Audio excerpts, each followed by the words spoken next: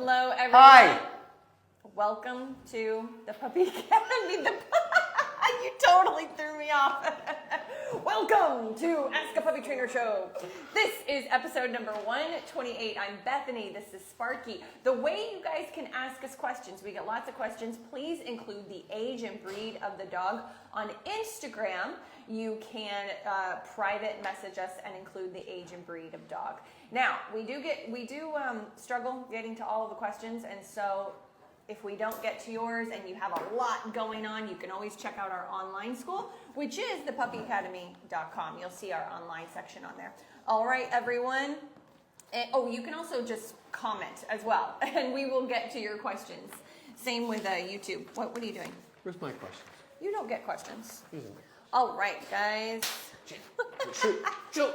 We are organized today, I swear. Do you see this cute little nugget? This little chicken nugget, but his name is actually Tater Tot. I mean, how cute. That was a good name, right? I'm just going to test That was a the good name. mics real quick. Testing the mics. What are we doing? Check one, guys. Check one. Testing mics. Make sure we're good. Ricky, give us thumbs. We are not good. Yes, or... no. Kimberly, say something. Say something into the phone, Kimberly. Get close. Can you hear that, Ricky? Talk in, Kimberly.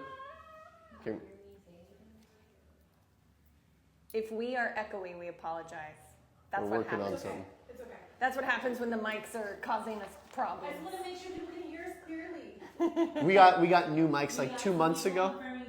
There we go. Yeah, we got new mics a couple months ago, and then we just got the double pack. So now we can both have one. So Yes. making sure everything works well. All right, first question. This is from Summer the Poodle. Thoughts on how to stop the spread of respiratory disease among dogs? You just gotta be safe. Really what it comes down to is if your dog is sick, quarantine them. If other dogs are sick, make sure you don't interact with them. There are a lot of things vets are saying right now. I've heard vets go as far as saying, don't take a dog outside and potty train with potty pads a dog inside. How about Do that if you want to ruin your dog for the rest of its life. Yeah. Just don't go to the dog park, okay? I mean, Yeah. cut out the dog parks. Avoid really. patches of grass that are used by like hundreds of dogs. Like if you got that Yeah. local patch of grass in front of your apartment building and dozens upon dozens of dogs use it, find a different one. Walk an extra little bit. I mean, I know people that go to the back, like the alley, and find a little grass patch back there. I know, the dog's very cute. He's so cute. He knows he's cute though. Look at this thing. He knows he's cute. I But yeah, like him. honestly, the best advice I give is just use your common sense. Avoid areas that a lot of dogs frequent.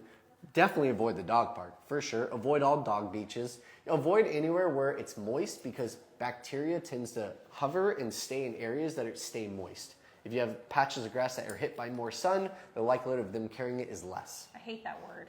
Which part? Moist. I know. I actually say it as often as I can now because she showed distaste for that word like 5 years ago. Every opportunity. Hate What's it. up, homie? All right. Cami says, can you share some puppy teething toys or bones that are best for puppies? We have a Kong already. Are yak chews or collagen bones okay? So avoid weight-bearing bones of all kinds. You can do, if you want to do raw bones, make them the tracheas of different animals, and you don't just leave the bone with your dog and walk away. You actually hold it and let them chew on it. Bully sticks are fine, but it's like, bully sticks are like having cake every day, lots of cake. And so you're gonna see loose stool. So even with a puppy bully stick, you don't give it all to them. Some puppies, it depends on how they chew. Bully sticks you can actually turn into rubber like rawhide, like gooey rawhide, and they don't chew it properly. They ingest big chunks of it. That's really bad. And so everything is really about monitoring your puppy. If I was playing around with a bone with a puppy this size, this age, I'm holding on to it the entire time, and they only have it for a few minutes. Yak chews, those things are hard as a rock, and I've seen dogs break their teeth on them, just like weight-bearing bones that you want to stay away from. And so I know you can soften them in the microwave if you want to go that far. You wet them down, you throw them in the microwave, and they become what they call yak milk puffs. Yes. And they're like much, much, much softer. Yeah. So you just got to be really careful, not just with puppies. My 12-year-old border collie a couple of years ago, he cracked a tooth on stuff he's been chewing on forever. So anyway, yeah, we're done.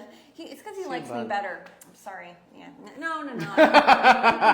So you just gotta be careful. One of our vet friends, me and my wife's vet friend, told us that one of the biggest things dogs come in for that requires the most expensive surgeries and dogs tend to pass from is blockages from bully sticks. Yeah. They are animal products. It kind of creates this like triggers like a primal sense in dogs, and they just want to ingest as much of it as quickly as possible. They get a piece that big, it can't go through the intestines, they can't poop it out, you have a blockage. That's why even people who do raw food diets for dogs, you're supposed to spend a lot of time holding on to the food and making sure they're actually chewing them, gnawing them, and not just, and that's even like regular bones that they can process, but it doesn't matter. They shouldn't be just horking anything down. That's a great word Horking? too. Yeah, Is that a horking. word? Can you make that? I feel off today. I was late, traffic was bad. Horking definition. I feel off, you know? Okay. Nope, it's not a word.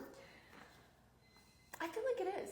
I feel like, I mean, what do you think? I feel like horking, I feel like it's a word. I think you made that up. No, I think it's a word. Okay, yeah, sure.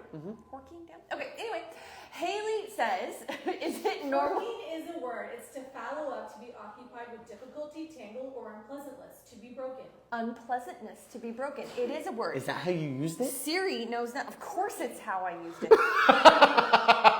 It's to quickly eat, to vomit, or belch in a manner Yes! like that of Damn it. vomiting. To quickly I hate eat. that. There you go. Sorry, I gave you the slang version. Thank There's you. my 9 out of 10 I lose. I'll get my Yes. 1.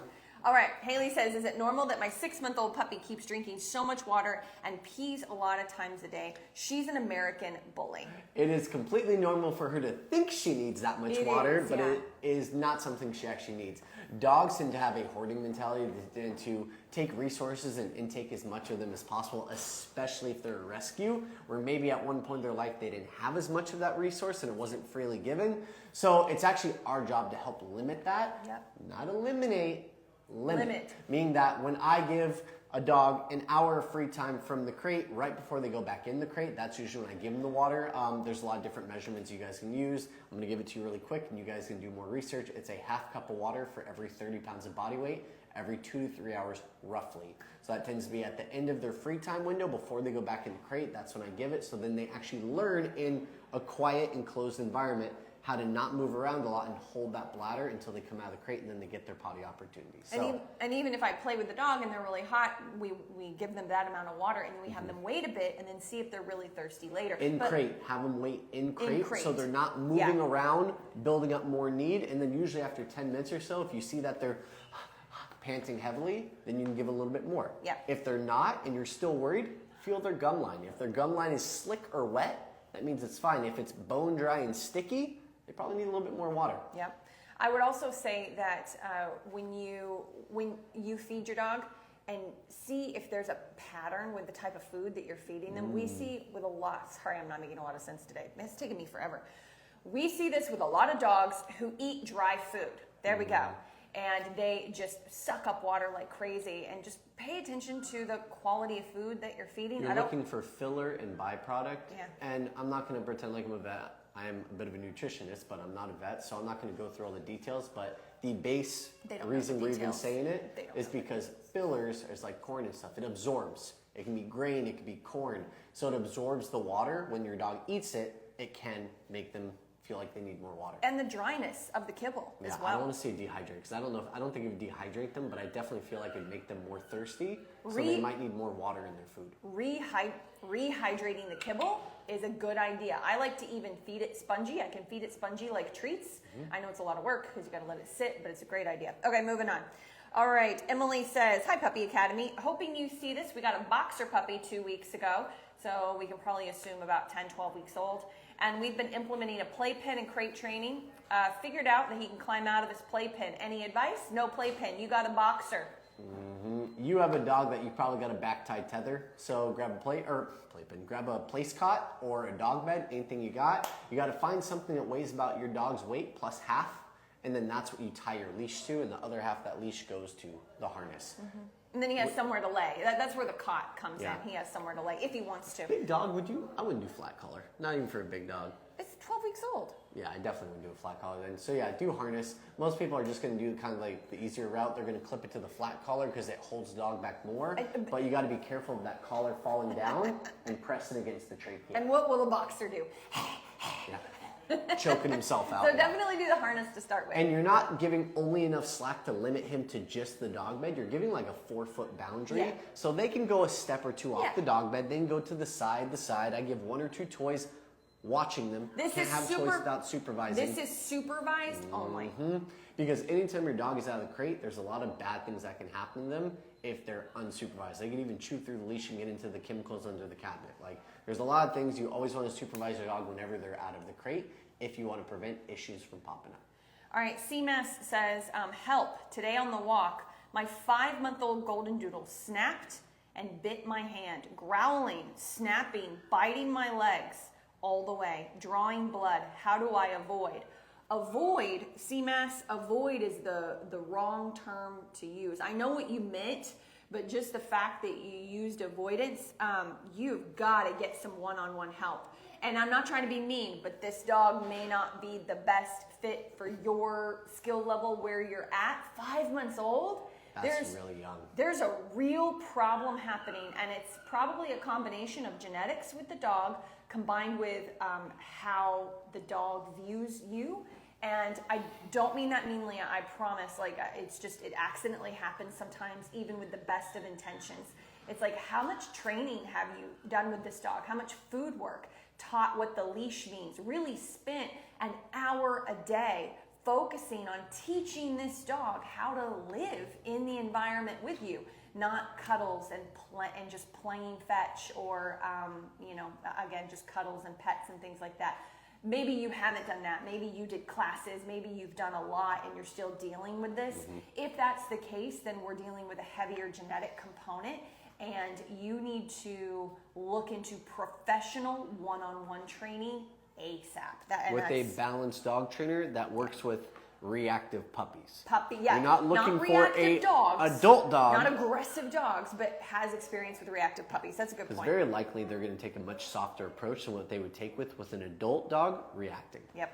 Selena says, how to manage frustration and anger due to miscommunication between human and puppy. Who's angry, the puppy or you? I'm going to assume it's you. I feel like she means the dog. You think so? Okay, I'll do the human. So if it's you, then this puppy is going to teach you a lot, because animals do a great job of teaching us how to control our emotions, although they're well, at least they're supposed to. And so when I've got a big bruise on the inside of my leg right now from a dog. So I've experienced that recently. And so I sent it to her. And he wasn't even being like really bad. We were just doing recall work, and I used my body to stop a Rottweiler. And 125-pound Rottweiler. You just don't do that. I mean, you just don't. And so I calmly put him in place, and I back-tied him, and I walked away, and I breathed. Cried. And I didn't cry. I breathed. So anyway, with your puppy, you can give him just a little timeout and crate. Try to not be angry about it. Just matter of fact, you can actually put them in crate, walk away and breathe, and then come up with a game plan. Game plan might go sideways, but come up with a game plan for next time. It's usually always less emotion, more food. And all of the people out there watching this who are thinking you should never crate through punishment, you're absolutely right. You shouldn't. What she just said wasn't a punishment. Bad dog, no! House! That's punishment. Taking a breath. This is what my wife calls my dead eyes. This is what I do when I have to... Take your time. Take your time. Go ahead. Oh, this would be going fast. The more you say, the longer I take. You want to be neutral, calm, and relaxed. So you put them in that crate, they're sitting there like, what the heck just happened? I was jumping on mom and biting down. I know how much they love that. But then I ended up in the crate. Well, let me bark for 10, 15 minutes. All right, that didn't work. They didn't let me out because you don't let him out. And then eventually they settle and go to sleep. They nap, they rest, they relax. By the time they come out a couple hours later, usually they're more well rested. So it's not a short period of time that I personally do it. She might do it for short periods of time. I thought you were going to take the dog side, because I already did the human side. If the dog is frustrated? Oh no, I'm just talking about the crate. I'm just making sure that the crate's never a punishment. I'm not taking the dog side. We're just making sure crate's not a punishment, because that's one of the most common things that happens. They punish a dog by putting him in the crate, Negative association in the crate anxiety. Yeah. Alex says, schedule samples for 8-week-old Cavapoo, struggling mama here. Just by saying that, shouldn't she have gotten a sample schedule? No, I think she has to go from our blog now. So go to our blog, guys. Where is it? Puppyacademy.com, Instagram, TikTok. I don't even know anymore. For what? The schedule for like potty and everything. Potty schedule. Skeleton. Which is everything else We'll too. get it in our online school. Oh, okay. Yes, they can Well, do you that. do also get it in our online school, but That'll be a custom one. Yes, DM us and we'll send you a link. Yep, she did DM us. So, Alex. Different. Those come to a response to a prompt we do. you guys, you got to go on Instagram, TikTok, and DM us. You got to actually DM private message, hey, we need a schedule. Actually, go to our link in bio and sign up for the free masterclass. Woo! Link in bio, and we have a free masterclass coming up. This is the first I've heard about it, so I'm really excited. We already taught it. Oh. I'm so Let's move on. We have somebody who sent us a message on both TikTok and Instagram who's Okay. now with us live. Hi. Her name is Chloe. Hi, Chloe. Will you answer her Chloe. question? You're not on here, Chloe. Oh, here you are, Chloe. Lord, Chloe. All right, here we go. Get in here. It's a short one. No, I like a lot of info. I'm just teasing. Okay, I sent you this. Yeah, okay. I have a 13-week-old Labradoodle puppy who's absolutely out of control. That's what doodles do. Come on, people. That's a doodle. Like, everybody stop getting doodles because you think that they're like just the perfect family dog. So many of them are out of control, just so y'all know. For All right. 25 years they've been bred, they have the most possible energy to deal with high energy big families, just so you guys know. She wakes up at night trying to jump on my bed and biting me, even though she knows she isn't allowed. I'm sorry, but a 13-week-old can't know that they're not allowed. For the Takes record. 2,000 to 3,000 repetitions of reinforcing a habit before it becomes habitual for them not to do the bad thing. She's so bitey right now, teething. We've tried everything. Chloe, cracks me up when people say that. You've not tried everything. That's why you're here. Don't worry. Nothing's coming for you today, We got Chloe. you. No. I mean all that, like we attacking got you. you. You got to understand, Chloe, that you could come back here, and this goes for everybody. You could come back here every week for 4 weeks and ask the same question. Be like, I tried that. What else? I tried that. What else? There are so many things, and just the fact that your dog's not crated, I'm just like, That's the main solution. Yeah. Of all solutions, crating is the first one you go to. She doesn't always remember them when I teach commands. She gets impatient. She's 13 weeks old. She's still a baby. She doesn't seem to understand potty mats. She will pee on it at one point and then pee on the floor on the other. If she's been given, if you're accidentally giving her the opportunity to pee on the floor, then yeah, a 13-week-old, really hyper happy puppy, they get like a half a second to know they gotta pee. They do not have the thought process, the time at 13 weeks to go and find their potty mat. So your structure, hun, is just way, way off. See, I threw in a hun so she doesn't think I'm being so mean. That's condescending. It is not condescending. It is not condescending. Have Hey, you hun, got is that condescending? Have you got any? Maybe. Kimberly said it was when I told her it. Oh Lord. Maybe in SoCal it is. All right. I haven't lived here my whole life. Have you got any tips or advice? Because I'm starting to get the puppy blues due to a lack of sleep and her separation anxiety. All right, let's get It's you guys on really track. Tough, really so tough. you are struggling, yes, but Hyper puppies you are actually tough. don't have super difficult solutions. Actually, your solutions aren't going to be that bad. Maybe barking in the crate will be the worst part, but I think you're gonna have. I think he's right. I think you're gonna have issues in crate. and that's just because you've been a little bit permissive with giving too much freedom little? outside of the crate. A little permissive? I'm trying to be nice, Bethany. Back off. Don't worry, Chloe. I got your back. Don't let Bethany tell you. Don't let He's Bethany so talk to you loud. like that. Don't let Bethany talk to you like that. Is a new mom and left her baby to come. Don't you women attack me. Speak to her like this. All right, Chloe, I got you. It's an easy solution. Just start putting your dog in the crate overnight. Okay, it's easy only in a sense though because you are going to show up. Don't worry, Chloe, I got you. Don't Simple let them attack solution, you. Don't let them hard attack to you. implement. Yes, put your dog in the crate overnight, but you're starting overnight, which means it's going to be a struggle overnight. You want to start during the daytime. You want to start when you're there. You can actively work your dog. You can help settle them down. You can find a neutral point. You should still do the crate tonight. Oh yeah, you should, but Yeah. it's going to be difficult. Yeah. And you're not going to get sleep either. but you're already not getting it. So hey, welcome to the Or club. just put it, if you have a big enough home, put the crate in another room where you're not going to hear the puppy. I mean, seriously, get a few nights sleep, all right? Crate during the daytime, put them in the crate, bring them out, give them a chance to go potty on leash in your designated area. And if your puppy is going on a pad and then right after going next to it, or even the next time they come out going next to it, put a playpen. Put 3 pads down, one here, here, and here. So you're making like an overlapping weave. And then you put the playpen down on top of it. And there should be no empty space within that playpen that's not a potty pad. Yep. Give them a large area. Let them go potty 2 to 3 minutes. They don't go potty, put them in the crate. After 10 minutes, 5 to 10 minutes, take them back out, put them in the playpen. Do this rinse and repeat until they eventually go potty. After you get your potty, free time. Still on leash, still in control. When a dog roams off leash, they move their body around, they get their bowels moving, they pee and poop outside the crate, outside the potty pad area, wherever they are. They don't look for their spot until they've been there a couple thousand times. Well, and then a lot of that comes with age and maturity. So if if you're not doing a crate rotation to potty train a puppy, the puppy's tethered to you or they're in their area with their puppy pads.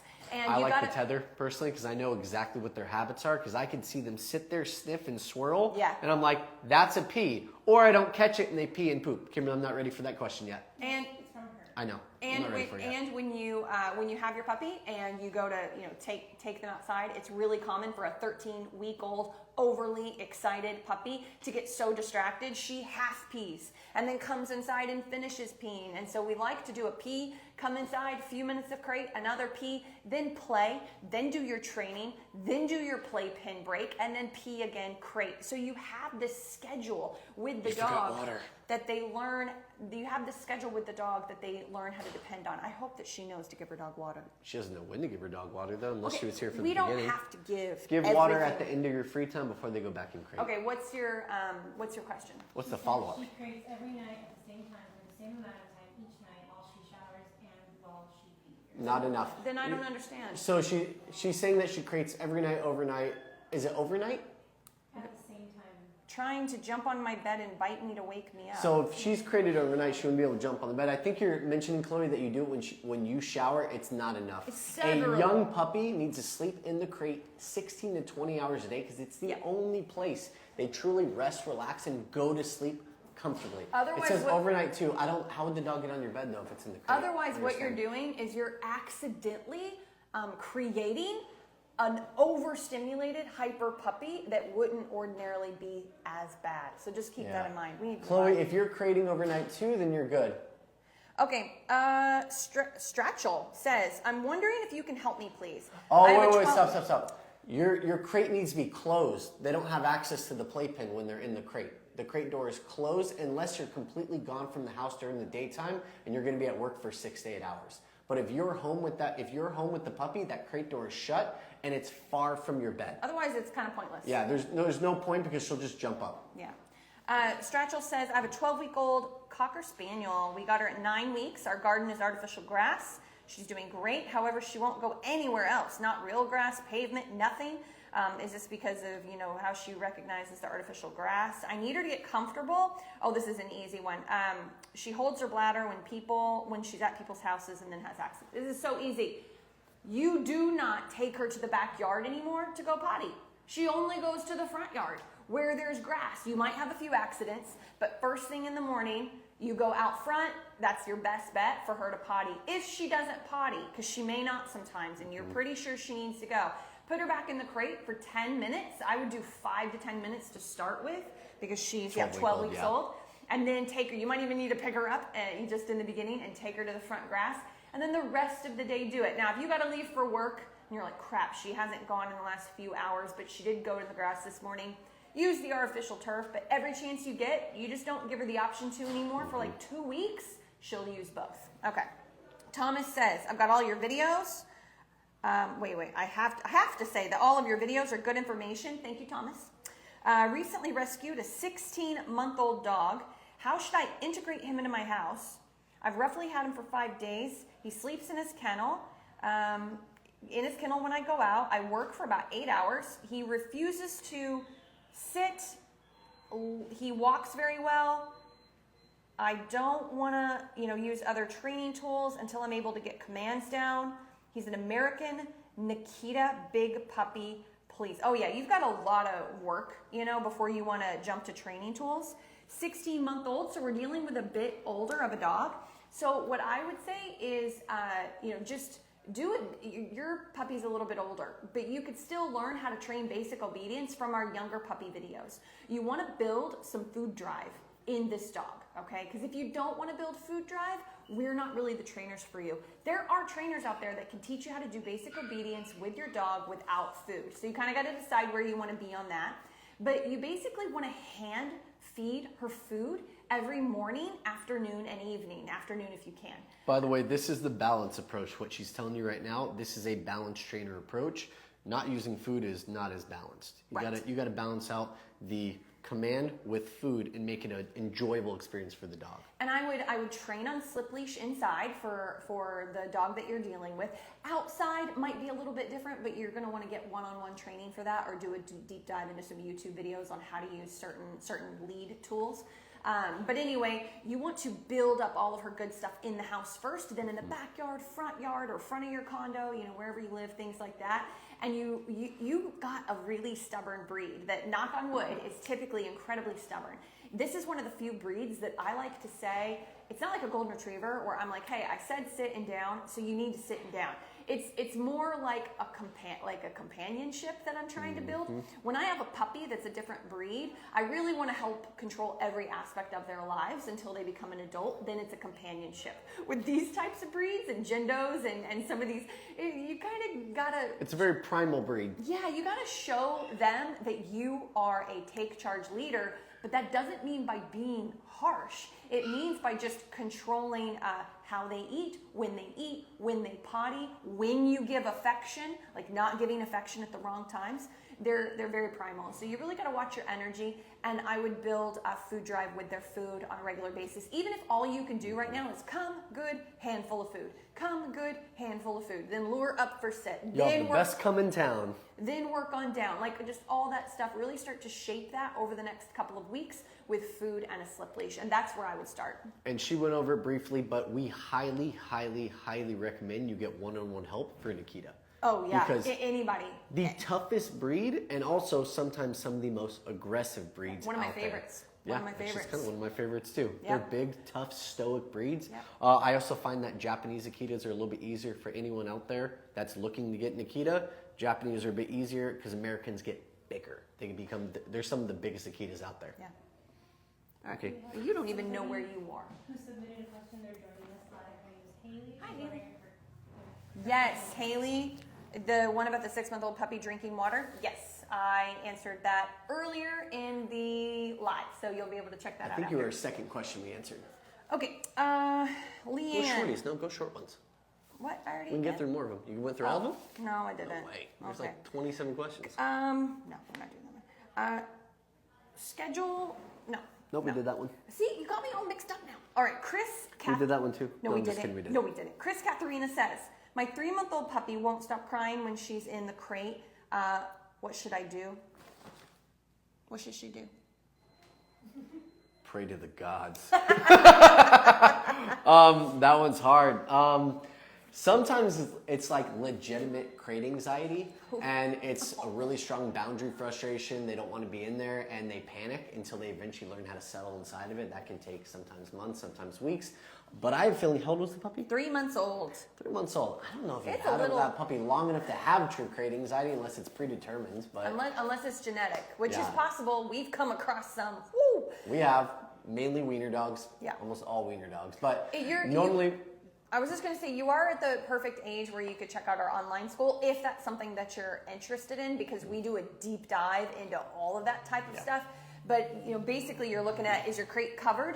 If your dog doesn't pull stuff in, covered crate, dark room, like putting a baby to sleep. White noise machine. As well as like people talking, something like that in the Podcast, background. friend soundtrack. YouTube has a 2-hour friend soundtrack How that I pull up. much affection are you sharing with the dog? Say it again. How Go much into affection? detail. That's it right there. It's 131. Okay. Go so- into it. You can't go over that and not tell them. You need to make sure you're being very matter of fact about 20 minutes before you put the puppy in the crate and 20 minutes after. Like there's no love, there's no affection, there's no excitement. Like keep pretty neutral. Wait till the puppy has calmed down before you share love. Work with the puppy first. That's always a good idea too. And by the way, guys, this is why we flex so hard on our free time and our structure schedule, because it's broken down to make that happen for you Yes. automatically. Walk and play is the first part of free time. That's to use some of that physical energy they have coming out of the crate.